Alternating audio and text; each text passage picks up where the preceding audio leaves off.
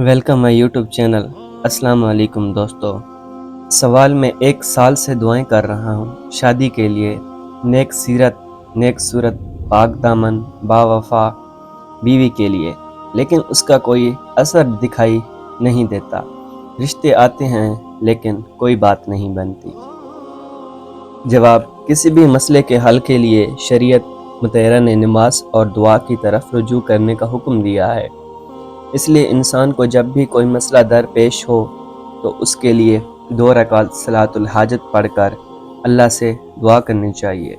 لہٰذا آپ کو چاہیے کہ اپنی دعاؤں کو جاری رکھیں اور اللہ تعالیٰ سے نا امید نہ ہو۔ جہاں مقدر کا جوڑ ہوگا وہاں انشاءاللہ ضرور بات بنے گی۔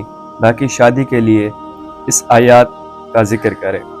رب انی لما انزلت الیہ من خیر فقیر کا کثرت سے ورد کرنا بھی مجوب ہے، لہٰذا اس کا بھی کثرت سے ورد کرنے کا اہتمام کریں اور روزانہ سورۃ یاسین پڑھ کر بھی دعا کرنے کا اہتمام کریں۔